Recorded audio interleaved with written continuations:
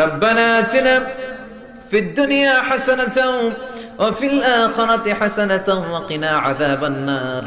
ও বিশাল আকাশের মালিক, বিশাল জমিনের মালিক, বিশাল মরুভূমির মালিক, বিশাল পাহাড়ের মালিক, লৌহে মাহফুজের মালিক, বাইতুল মামুরের মালিক, সিদরাতুল মুনতাহার মালিক, লৌহে মাহফুজের মালিক, বিশাল আরশের মালিক।